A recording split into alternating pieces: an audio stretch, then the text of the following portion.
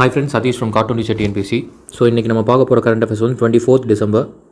அடுத்து நேற்று நான் கொடுக்கல, 25th டிசம்பரும் சேர்த்து நான் இப்போ எடுத்துட்டேன். அது இன்னும் ஒரு ஹாஃப் அன் ஹவரில் உங்களுக்கு அப்லோட் பண்ணிடுறேன்.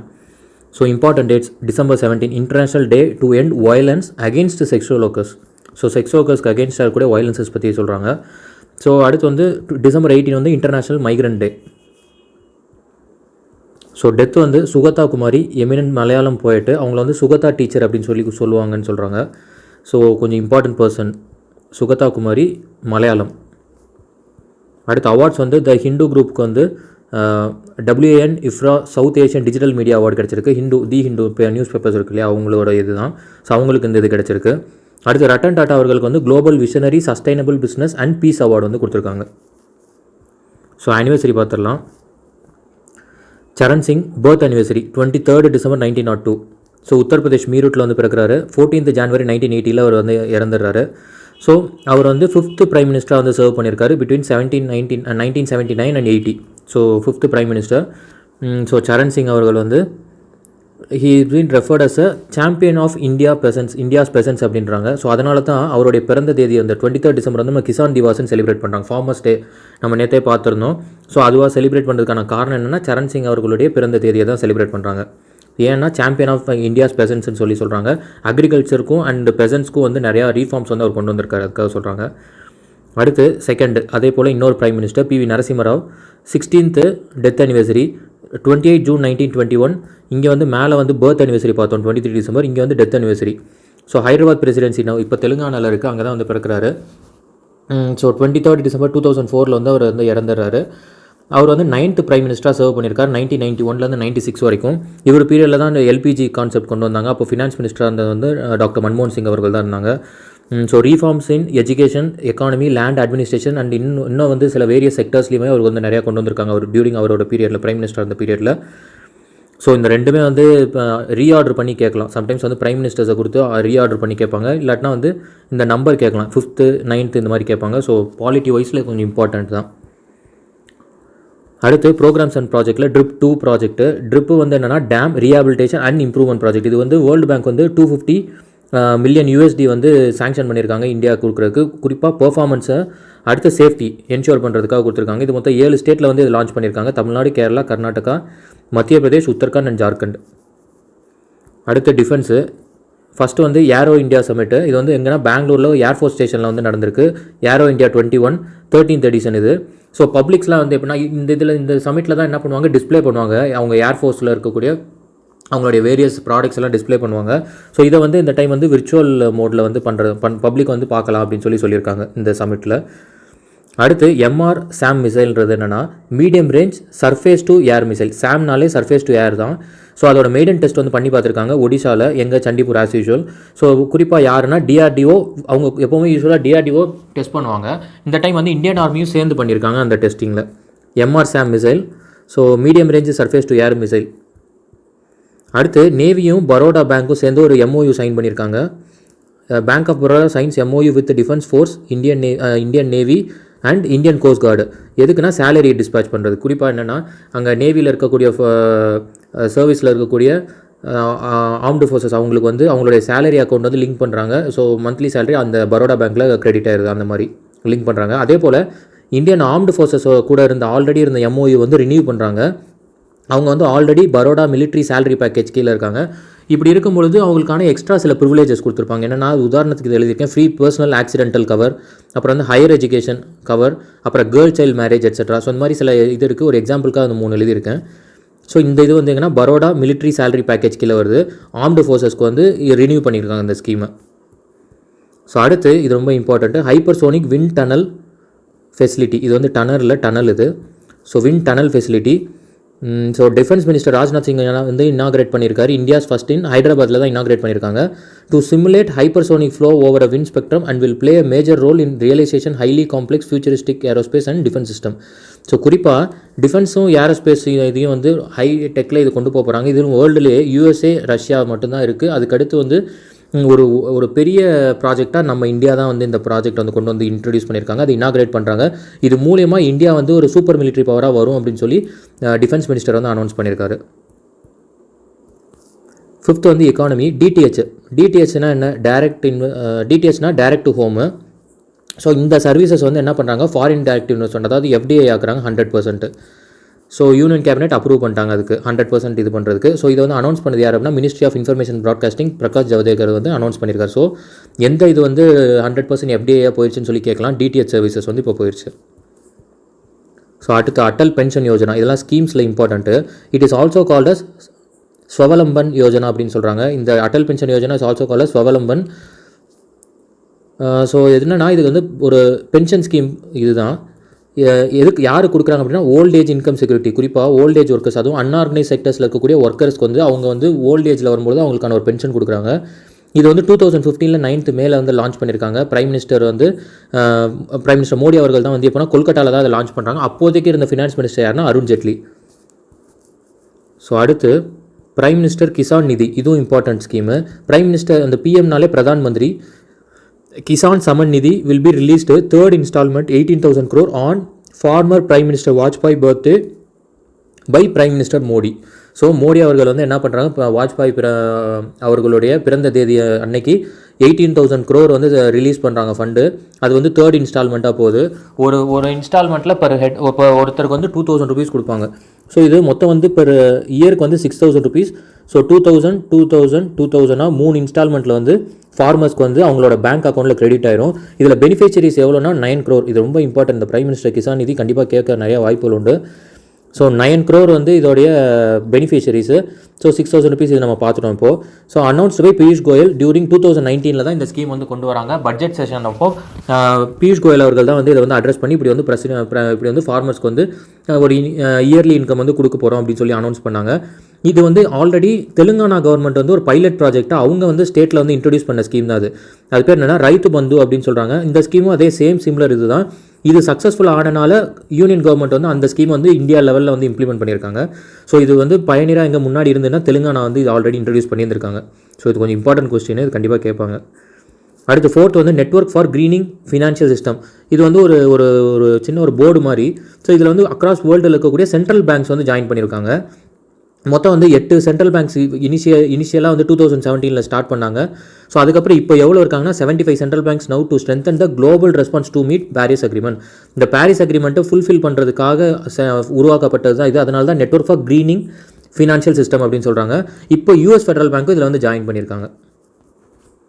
ஸோ அடுத்து 6th வந்து என்விரான்மெண்ட்டு கிரிகா சமிட்டு.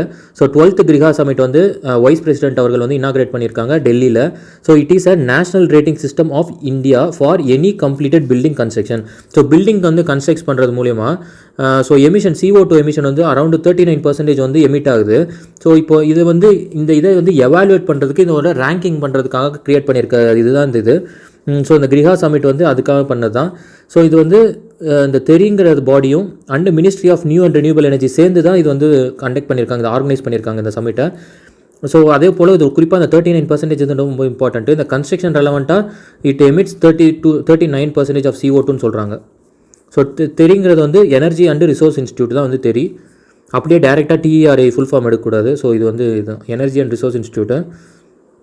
அடுத்து வந்து ரெட் லிஸ்ட்டில் வந்து குறிப்பாக ஃப்ரெஷ் வாட்டர் டால்ஃபினை வந்து என்டேஞ்சர் லிஸ்ட்டில் வந்து கொண்டு வராங்க. இதுக்கு முன்னாடி அது என்ன கேட்டகரியில் இருந்தது அப்படின்னா டேட்டா டிஃபிஷியன்ட் கேட்டகரியில் இருந்தது. அதில் வந்து இப்போ என்டேஞ்சர் லிஸ்ட்டு கொண்டு வந்துட்டாங்க. யாரும் IUCN. ஆல்ரெடி நம்ம IUCN வந்து நிறையா என்டேஞ்சர் லிஸ்ட்டில் கொண்டு வராங்கன்னு சொல்லி நம்ம நிறையா பார்த்துருந்தோம். குறிப்பாக எங்கன்னா கங்கா, அப்புறம் அமேசான் ரிவர், அப்புறம் இந்த ஸ்பீஷஸ் ஆஃப் ஃப்ரெஷ் வாட்டர் டால்ஃபின்ஸை வந்து டிக்ளேர் பண்ணியிருக்காங்க. ஸோ டால்ஃபினை வந்து என்டேஞ்சர் இதில் வந்து IUCN வந்து டிக்ளேர் பண்ணிட்டாங்க. அடுத்து 9th பாலிட்டி நேஷனல் ரிஜிஸ்டர் எதுக்கு அப்படின்னா இந்த செக்ஷுவல் அஃபென்ஸ் பண்ணுறவங்களுக்காக கிரியேட் பண்ணியிருக்க ரிஜிஸ்டர் தான் அது. இப்போ பாகிஸ்தான் வந்து என்ன பண்ணியிருக்காங்க, இப்போ ஆன்டி ரேப் ஆர்டினன்ஸ் 2020 பாஸ் பண்ணதில் அது வந்து பிரசிடென்ட்டும் அசன் கொடுத்துட்டாங்க. நம்ம ஆல்ரெடி பார்த்தோம் என்னது டெத் பெனால்ட்டி, அது இல்லாமல் கேட்டாஸ்ட்ரோப்பு. ஸோ அதாவது ட்ரக்ஸ் மூலிமா வந்து செயலிழக்க வைக்கிறதும், அதே போல் ஹையஸ்ட் என்னென்னா டெத் பெனால்ட்டி கொடுக்குறதும் நேற்றே நம்ம ஒரு 2 days பேக் பார்த்துருந்தோம். இப்போ என்ன பண்ண அதிலே தான் என்ன ப்ரொவிஷன்னா இது வந்து நேஷனல் ரிஜிஸ்டர்ஸும் க்ரியேட் பண்ணுறாங்க. இது வந்து இந்தியா வந்து ஆல்ரெடி வந்து 2012 டெல்லி கேங் ரேப் கேஸ்க்கு அப்புறம் இந்தியாவிலேயும் வந்து இது க்ரியேட் பண்ணியிருக்காங்க. ஸோ இப்போ வந்து பாகிஸ்தான் க்ரியேட் பண்ணாங்க. இப்போ வந்து 9th கண்ட்ரி இந்த வேர்ல்டுன்னு சொல்கிறாங்க இப்படி க்ரியேட் பண்ணியிருக்கிறது. அடுத்து ஸ்டேட் பேர்டு, இது நம்ம நேற்றே பார்த்துருந்தோம். ஜிஐபி என்ன பார்த்துருந்தோம், இந்த கிரேட் இண்டியன் பஸ்டர்ட் பேர்ட்ஸை வந்து ப்ரொடெக்ட் பண்ணும் விதமாக அது இருக்கக்கூடிய பாப்புலேஷன், அந்த பாப்புலேஷன் அதிகமாக இருக்கக்கூடிய ரீஜனில் டிரான்ஸ்ஃபார்மர் லைன்ஸில் வந்து என்ன பண்ணுறாங்க, ஃபயர் ஃப்ளைஸ் பேர்ட் டைவர்ட்டர்னு சொல்லி ஃபிக்ஸ் பண்ண போகிறாங்க. அப்படி பண்ணும்பொழுது இது வந்து அந்த ஒயர் லைன், அந்த பவர் லைன்ஸ் வந்து டச் பண்ணாது, அந்த ரீஜன் வரும்பொழுது டிஃப்ளெக்ட் ஆகி அது வேறு போயிடும் அப்படிங்கிறதுக்காக கிரியேட் பண்ணது அது. ஸோ இப்போ இது ஒரு அடிஷ்னல் ஃபேக்ட். இந்த கிரேட் இண்டியன் பஸ்டர்டுங்கிறது எந்த ஸ்டேட்டோட ஸ்டேட் பேர்டு அப்படின்னா ராஜஸ்தான். ஸோ ராஜஸ்தானுடைய ஸ்டேட் பேர்டு இது. நம்மளது வந்து என்ன பேர்டு, எமரால்ட் டவ். நம்மளது வந்து எமரால்ட் டவ்.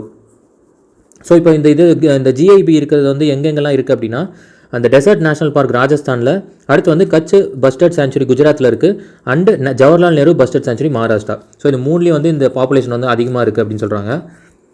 ஸோ அடுத்து 10th ஸ்போர்ட்ஸ். ஃபுட்பாலில் லியோனல் மெஸ்ஸி வந்து என்னென்னா ஓவர்டுக் பிலே சாண்டோஸ், அதாவது சாண்டோஸுங்கிற ஒரு கிளப்பை வந்து ரெப்ரசென்ட் பண்ணி அவர் 643 கோல்ஸ் அடிச்சிருக்காரு. அதை வந்து லியோனல் மெஸ்ஸி வந்து என்ன பண்ணார், பார்சிலோனா கிளப் ரெப்ரசென்ட் பண்ணி 644 கோல்ஸ் அடிச்சு ரெக்கார்ட் பிரேக் பண்ணியிருக்காரு. ஸோ இது வந்து இம்பார்ட்டன்ட் கொஸ்டின்ஸ் தான். அடுத்து வந்து ஃபிஃபா ரேங்கிங் போட்டிருக்காங்க இந்த இயர் 2020க்கான ரேங்கிங்கில். ஸோ போலாண்டை சேர்ந்த ராபர்ட் லிவண்டோஸ்கி வந்து செலக்ட் ஆயிருக்காரு. விமனில் வந்து லூசி பிரான்ஸு யூகேவை சேர்ந்தவங்க. கோச்சை பொறுத்த வரைக்கும் ஜூகன் கிளாப், அண்ட் விமனில் வந்து செரீனா வீக்மேன். இவங்க வந்து செகண்ட் டைம் வந்து இந்த மாதிரி வந்து இந்த அவார்டு வந்து அவங்க கோச் கேட்டகரியில் ஃபிஃபா ரேங்கிங்கில் கிடச்சிருக்கு. ஸோ ஸ்பேஸ் கார்டியன்ஸ்னால் என்னென்னா, யுனைடெட் நேஷன் எப்படி வந்து இப்போ நம்ம ஆர்மியில் இருக்கவங்க வந்து இந்தியன் ஆர்மி, நேவி, ஏர்ஃபோர்ஸு அப்படின்லாம் சொல்கிறோமோ, அதே போல் இந்த யுனைடெட் நேஷன் ஸ்பேஸ் ஃபோர்ஸ்னு சொல்லி யூஎஸ் ஆர்ம்டு ஃபோர்ஸில் இருக்கக்கூடிய ஒரு இன்டகிரேட்டட் பார்ட்டாக தான் இருந்தது. அதை என்ன பண்ணுறாங்க, இப்போ 2019 அதை இண்டிபெண்ட்டாக தனி பாடியாகவே க்ரியேட் பண்ணுறாங்க. அதுதான் வந்து யுனைடெட் நேஷன் ஸ்பேஸ் ஃபோர்ஸ்னு சொல்லி. இப்போது என்ன சொல்கிறாங்கன்னா, அதில் வேலை செய்யக்கூடியவங்களை வந்து கார்டியன்ஸ் அப்படின்னு சொல்லி நேம் பண்ணுறாங்க. அதுதான், வேறு ஒன்றும் இல்லை. 2019 க்ரியேட் பண்ணிட்டாங்க. பட் இப்போ வந்து என்னென்னா, மைக் பென்ஸ் அவர்கள் வந்து என்ன பண்ணியிருக்காரு, இது வந்து அனௌன்ஸ் பண்ணியிருக்காரு. இந்த மாதிரி வந்து அந்த செக்டரில், அந்த யுனைடெட் நேஷன் ஸ்பேஸ் ஃபோர்ஸுங்கிற செக்டரில் வேலை பார்க்குறவங்களை வந்து கார்டியன்ஸ்னு சொல்லி கால் பண்ணுறாங்க. ஸோ அடுத்து gateway treaty. So gateway treaty வந்து என்னென்னா, நாசாவுக்கும் கனடாவுக்கும் ஒரு MOU சைன் பண்ணியிருக்காங்க. ஸோ என்னென்னா, லூனார் கேட்வே ஸ்பேஸ் ஸ்டேஷன், ஒரு ISS இன்டர்நேஷ்னல் ஸ்பேஸ் ஸ்டேஷனோட அது வந்து 1/6 ஆஃப் சைஸ் வந்து இந்த ஸ்பேஸ் ஸ்டேஷன் வந்து செட் பண்ண போகிறாங்க. அதுக்கு பேர் என்ன சொல்கிறாங்கன்னா, லூனார் கேட்வே ஸ்பேஸ் ஸ்டேஷன் சொல்கிறாங்க. அது வந்து நாசா, அதாவது அமெரிக்காவும் கனடாவும் சேர்ந்து சைன் பண்ணியிருக்காங்க. ஸோ இது வந்து எங்கன்னா லூனார் ஆர்பிட்டில் பிளேஸ் பண்ண போகிறாங்க அந்த கேட்வே ஸ்பேஸ் ஸ்டேஷனை. ஸோ அது இல்லாமல் ஆர்டெமிஸ் 2 மிஷன், அதாவது லூனார்க்குள்ள மிஷன் தான் இது. நாசாவுடைய லூனார் மிஷன் தான் ஆர்டெமிஸ் 2ன்னு சொல்லுவாங்க. ஸோ அந்த மிஷன்லேயும் வந்து கனடாவை சேர்ந்த அந்த ஸ்பேஸ் அவங்களும் வந்து ஒரு MOU சைன் பண்ணி அங்கே இருக்கக்கூடிய ஆஸ்ட்ரோனட்ஸும் வந்து இங்கே அனுப்புகிற மாதிரி பிளான் பண்ணியிருக்காங்க. ஸோ அடுத்து தேர்டு கிரேட் கன்ஜங்ஷன். இது வந்து நம்ம ஆல்ரெடி பார்த்தோம். பட் இந்த டேட்டுக்காக தான் இது திரும்பி எழுதியிருக்கேன், நேற்றே பார்த்துருந்தோம்.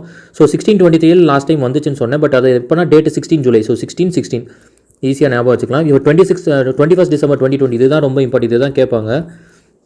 So conjunction of Saturn and Jupiter, அதை நம்ம ஆல்ரெடி இதெல்லாம் டீட்டெயிலாக பார்த்தாச்சு. நெக்ஸ்ட் வந்து 2080 வரப்போகுதுன்னு சொல்லியிருந்தேன். பட் ஆனால் டேட்டு பார்த்தோன்னா 15 மார்ச். ஸோ அப்போ என்னென்னா, அது நடக்கிறது வந்து பகல் அந்த 15 மார்ச் வந்து 2080 வந்து வரும்பொழுது நமக்கு வந்து நெக்ஸ்ட் டைம் வந்து அது பார்க்குறதுக்கான சூழல் அமையும் அப்படின்னு சொல்கிறாங்க. ஸோ அடுத்து வின்டர் சால்ஸ்டிஸ். டிசம்பர் 21 தான் வந்து வின்டர் சால்ஸ்டிஸ் டேன்னு சொல்கிறாங்க. இது வந்து நார்த்தன் ஹெமிஸ்பியரில் வந்து அக்கர் ஆயிருக்கு.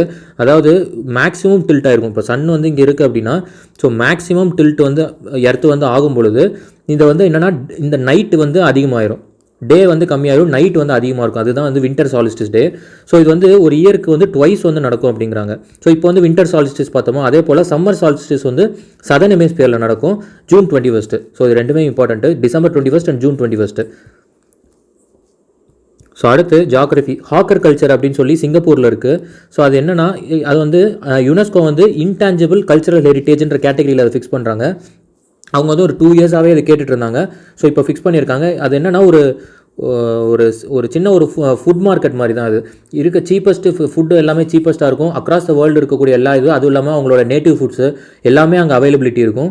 ஸோ அப்படிப்பட்ட ரீஜன் தான் அது. அது வந்து என்னென்னா, கம்யூனிட்டிலாம் வந்து அசம்பிள் ஆகி அங்கே வந்து ஒரு மீட்டிங் நடக்கும். ஸோ அங்கே தான் வந்துட்டு கல்ச்சர் டெவலப் ஆகும். அதே போல் எல்லாரும் வந்து ஒன்று கூடுவாங்க அப்படிங்கிற மாதிரி அதை எம்பசைஸ் பண்ணுறாங்க. அந்த ஹாக்கர் கல்ச்சர் அப்படி தான் இருக்குன்னு சொல்கிறாங்க.